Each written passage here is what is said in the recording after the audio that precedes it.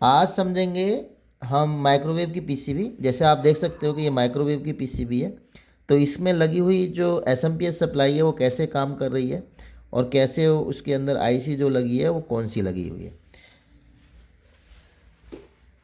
तो सबसे पहले हम बात करेंगे इस पीसीबी की। तो इसमें ये 5 रिले लगी हुई हैं, 3 हमारी ये वाली रिले लगी हुई हैं।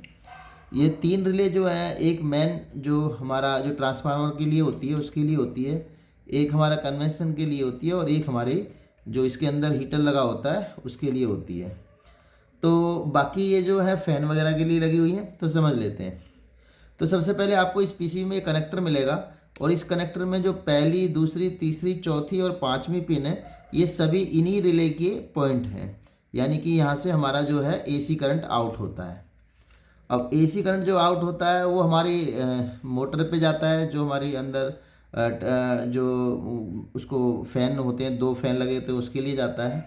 एक हमारी जो घूमने वाली मोटर है उसके लिए जाता है, तो एक बल्ब के लिए जाता है। तो ये सगरी जितनी भी रिले हैं ये सभी हमारी उनके लिए करंट प्रोवाइड करती हैं। तो सबसे पहले जो हमारा इसमें फेस आएगा वो इस वाले पॉइंट पे आएगा। यदि हम इधर से देखेंगे तो ये दूसरा पॉइंट है, तो इस पे आएगा। और जो पहली पिन है ये इस पे न्यूट्रल आता है। तो न्यूट्रल से क्या होता है, एक एनटीसी लगती है। जैसे आप देखोगे यहाँ पे एक एनटीसी लगी हुई है, तो न्यूट्रल हमारा आके इस कैपेसिटर पे आ जाता है और जो फेस है हमारा यहाँ से घूम के और सीधा ये यहाँ पर आ जाता है। तो एंटी से जो न्यूट्रल यहाँ पे आया और फेस हमारा यहाँ से आया, तो ये मेन कैपेसिटर जो है नॉन पोलराइज ये लगता है यहाँ पर। और उसके बाद ये दोनों पॉइंटों पर एक एक लाइन फिल्टर लगा हुआ है, यानी कि एक एक लाइन पे, यानी कि कहने का मतलब है कि line filter separate separate line पे लगता है, यानी कि न्यूट्रल लाइन पे अलग और हमारी फेस लाइन में। तो दोनों इंडक्टरों को अंदर ही इसमें कर दिया जाता है, तो हम इसको लाइन फिल्टर बोलते हैं। तो अलग अलग लाइन पे ये लगा हुआ है। उसके बाद जब फेस न्यूट्रल हमारा इस ब्रिज रेक्टिफायर पे आएगा, तो ये ब्रिज रेक्टिफायर के अंदर 4 डायोड ऑलरेडी लगे हुए हैं और इस करंट को एसी से डीसी में कर देंगे। और जब ये डीसी करंट हो जाएगा तो यहाँ पर फिर हम इसको प्योर डीसी करने के लिए और करंट को स्टेबल बनाने के लिए यहाँ पर एक पोलराइज कैपेसिटर लगाएंगे, जो कि यहाँ पे लगा हुआ है।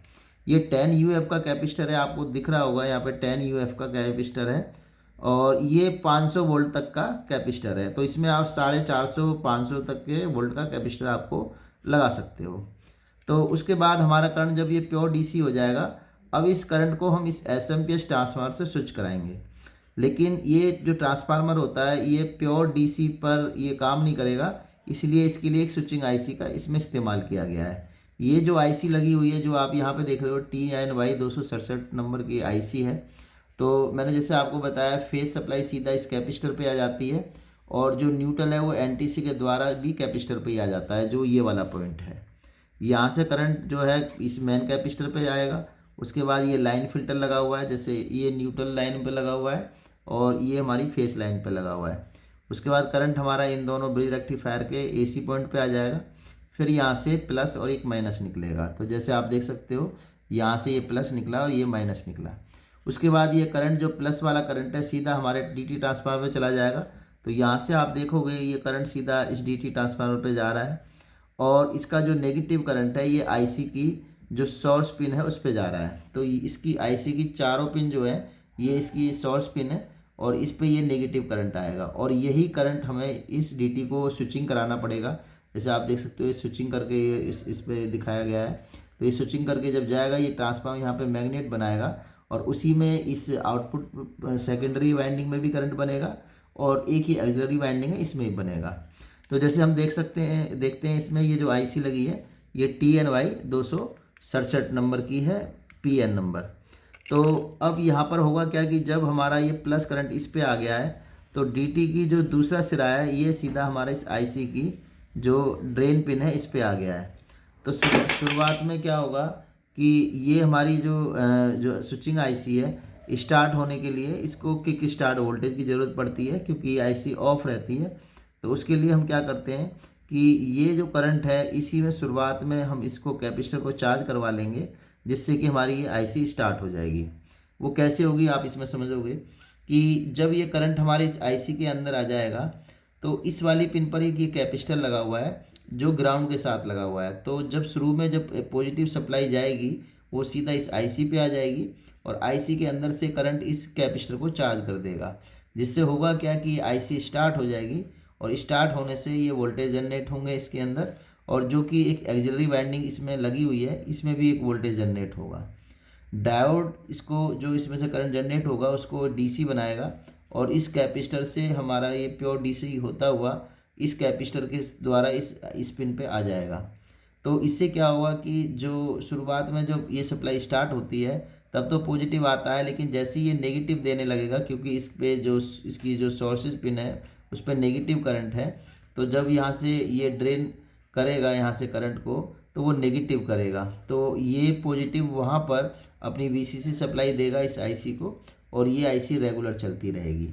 तो इसमें ये कैपेसिटर जब आप देखोगे यहाँ पर ये डायोड लगा हुआ है और उसके बाद कैपेसिटर लगा हुआ है, तो यहाँ पर आप देखोगे तो ये चीज़ यहाँ पे आ रही है।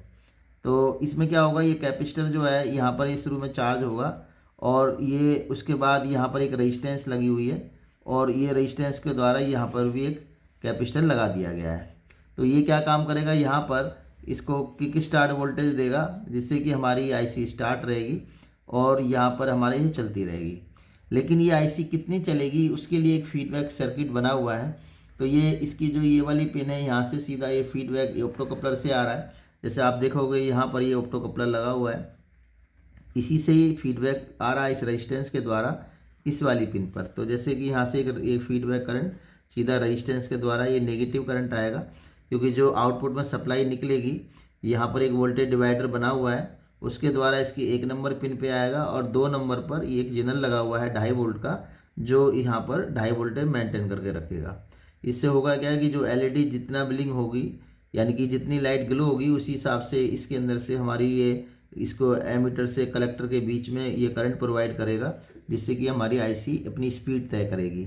यदि आउटपुट में जो वोल्टेज मिलेंगे यदि इधर बढ़ते हैं तो यहाँ आपको प्रॉपर वोल्टेज मिलेगा। तो ये है इसका एसएमपीएस सप्लाई का। अगली वीडियो में इसका अगला टॉपिक पे भी हम पढ़ाई सुनेंगे और फिर हम इसकी बात करेंगे। धन्यवाद।